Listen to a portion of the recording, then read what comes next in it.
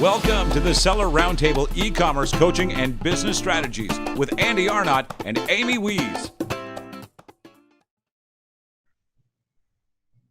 Hey, what's up, everybody? This is Andy Arnott with Amy Wees. And this is Seller Roundtable number 61, and we're with Joel Wohl. Did I pronounce that correct, Joel? Yeah. Close enough. Yeah. That didn't sound like a confident yeah. It was like a Yeah, it was like, yeah, you got it. Good enough. Well, I've got a hard time Passable. pronouncing certain words, so that's fine. Okay.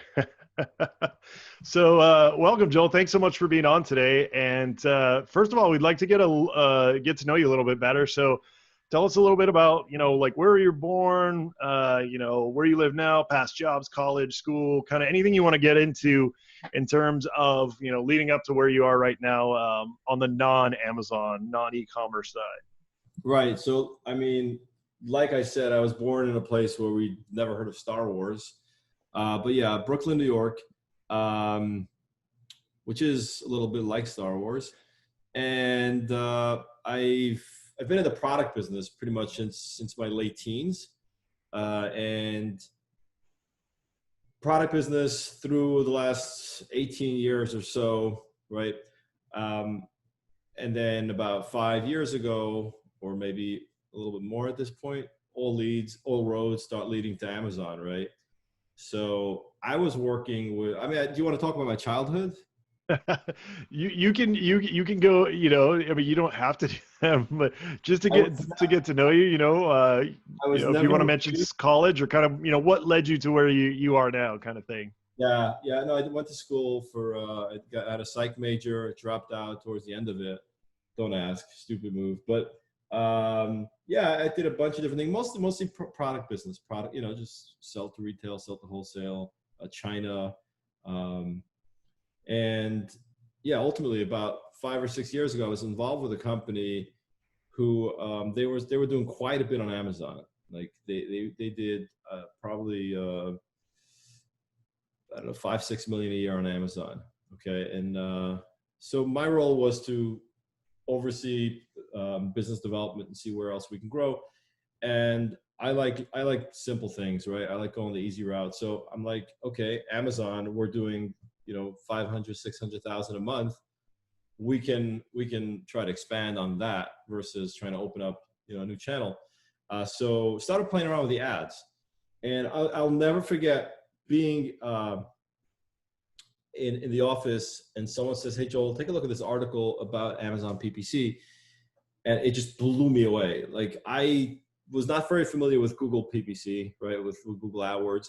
And the concept is the same, but on Amazon, the intent is there, right? People are actually searching and buying, and it just blew me away that I can repurpose those words and try to find, other shoppers for those same search terms, and then, target them.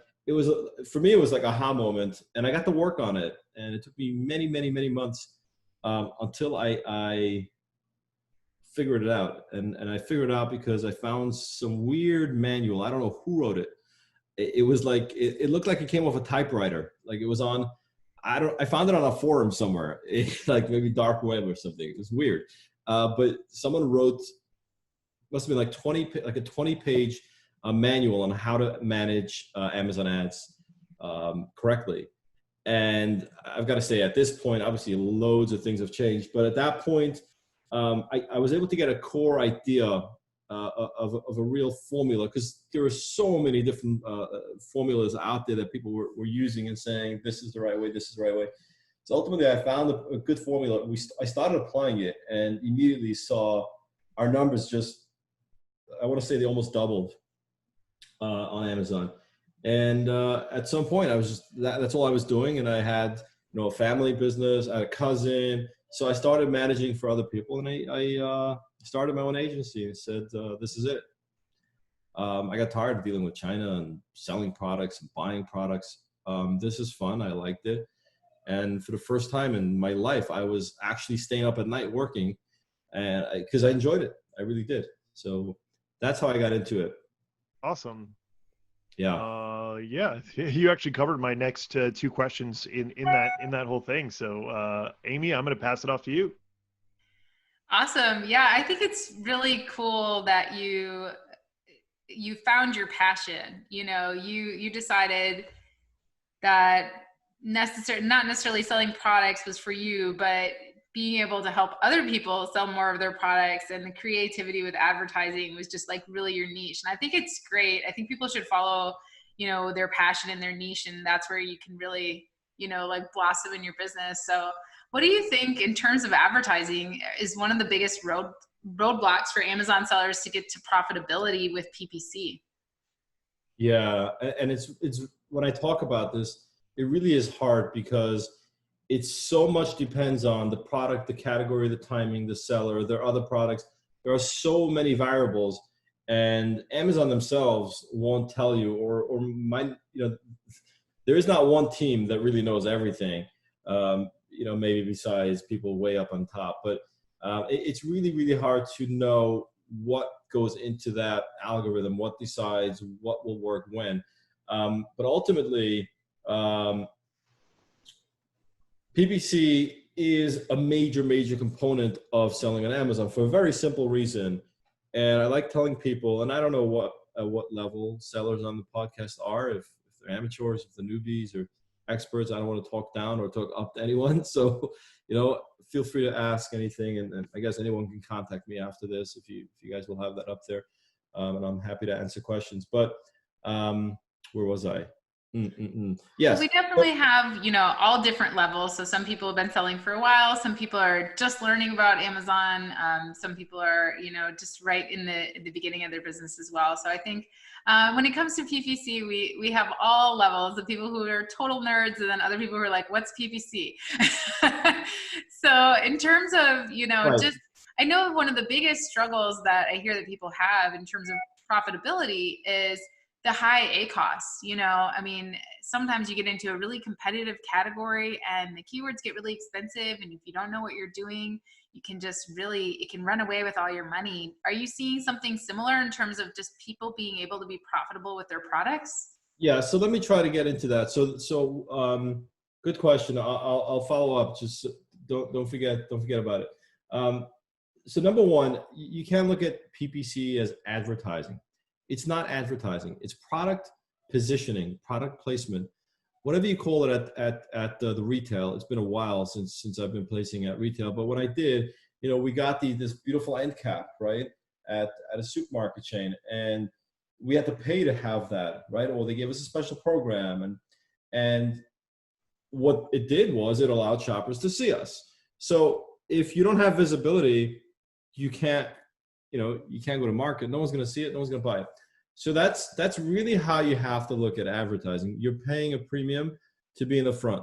Now, what's going to end up happening typically, and I always say that because nothing on Amazon is ever very definite. So every general rule, if it doesn't work for you, it's not you. It's it just doesn't always. There are exceptions to every rule on Amazon. But generally speaking, you spend your way up there. So let's take a screwdriver. Okay, so someone sells a screwdriver. Obviously, it's a pretty crowded category, but you spend and you spend. Now, what do you spend? Well, I don't know. How much is in your bank account? Like, what are you comfortable with? I mean, it's a business plan, right? You're not, to anyone out there that thinks you're starting an Amazon business, you're not starting an Amazon business, right? You're starting a product brand. So if it's a tool brand, okay, you've started a tool brand. Now, you got to explore other platforms because there are other platforms. There are many other channels and places you can sell. But Amazon is one of them. And then one of the ways to excel and accelerate on Amazon is by advertising. So you need to know numbers. You need to know your numbers. You need to say, okay, so we got the screwdriver. We bought in, 10,000 units. It cost us $10,000. I'm ready to spend X amount on ads. Well, there you go. Now you want to divide it into 1 month or maybe 3 months. So say you blow it all in 1 month. Okay, great. Where did it take you? Now, generally speaking, it should take you to a better place. If you outspend your competition, but for the amount of time and a set amount of money, you know what you're spending. It's all right there on a spreadsheet. Okay, we're going to spend $3,000. We spent it in 13 days. Great, that's over. So you got to know your numbers. There's no like, oh, I don't know what happened. It just, it didn't just happen. You got to watch it. It's a dashboard. It's right there, black and white. So you got to know what you're doing. So yes, when you're launching a new product, if you're in a crowded category or a semi-crowded category, if people are searching for your product, sure, spend some money within limits, within reason, know what you're spending. As your business blossoms and you've got, I would say 30,000 a month in sales, right? 35,000, you're moving to a really good place. That's when you want to pay attention to your true ACoS, right? So your problem with the ACoS is too high. It's like, remember that politician in New York? The rent was too damn high party with the white gloves. Anybody remember that guy? He made it onto national television, but he was just a kook from New York City. And he got onto, what was it, 2010 or I don't remember, but he got onto the national stage. And his platform was just the rent is too damn high. So, the ACoS is too darn high, and you gotta really know your numbers. So I can get a little technical if you'd like. Sure. Right. Okay. Yeah, absolutely. So the ACoS is your advertised cost of sale, right? Now, what is actually the sale? So you're selling 1,000 screwdrivers. So you need to know what a balanced account looks like, okay? And if you have a balanced account, that's when you can start looking at ACoS. But if your account isn't balanced, and I'll explain what that means, then don't complain about the ACoS.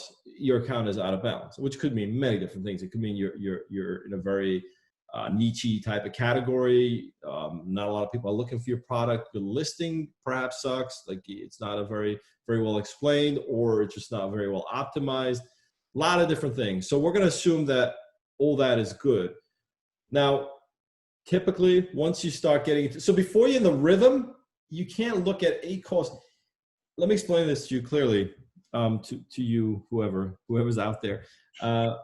If you open a shop, right, you're going to open a retail store. You're going to have all kinds of expenses on day one, right? You're getting a new phone system, new point of sale. You got maybe cameras, you got plate glass windows, and you got shelving, and then you got payroll. You don't know who's going to walk in your store, but you have to have it fully staffed.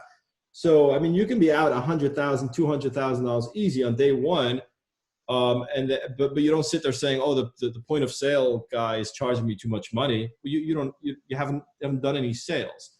So a lot of sellers on Amazon just want to magically, generate sales without investing money. And hey, listen, if you're passionate about your product and you're running on a low budget and, you got a garage and you have some products and, your kids are helping you at the dining room table, stickering things and packaging things, by all means, try to save every penny, but it doesn't always work. And if it did, everybody would be rolling in it just off of great Amazon sales. So I love what you said, Joel, about, thinking of the end cap, right?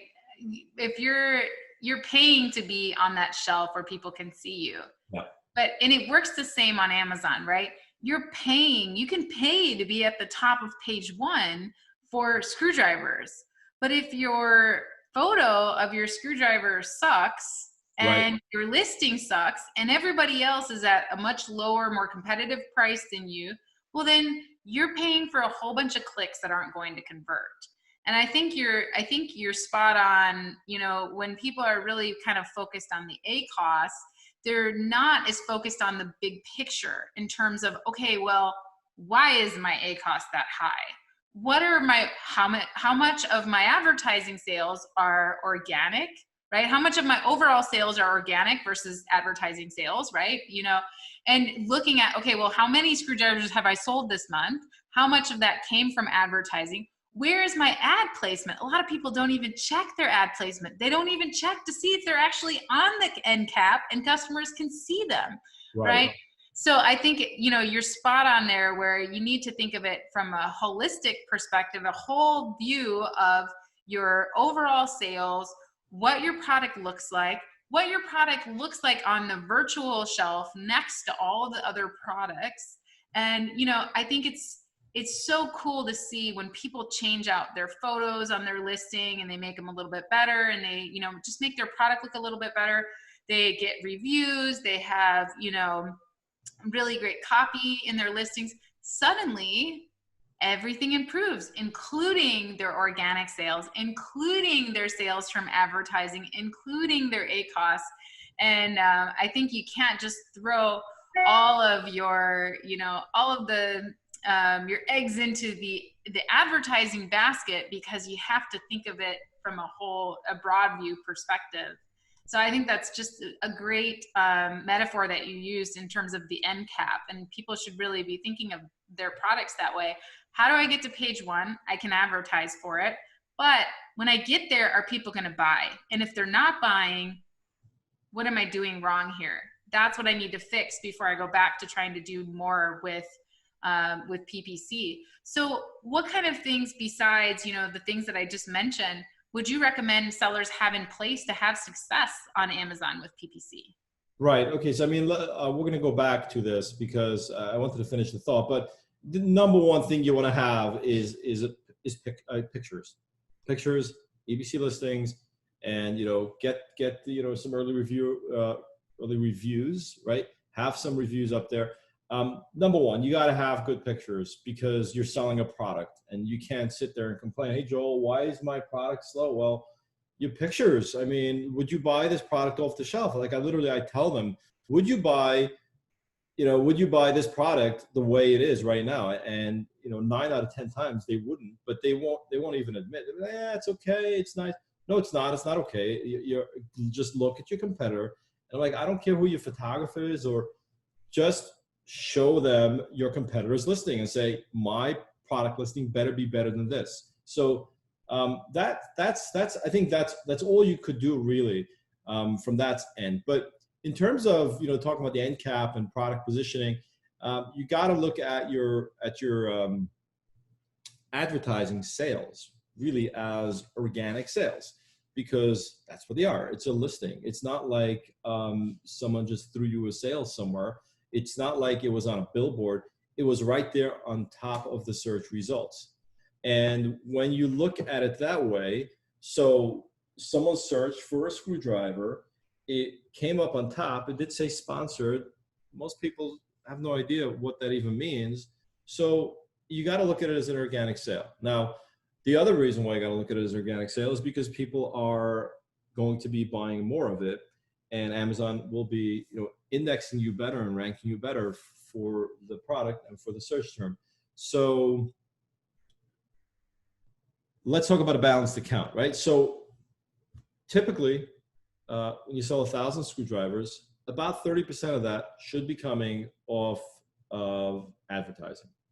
Between 20 and 30%, that's a good balance. Now, what's the ACOS? Well, we don't really care what the ACOS is yet.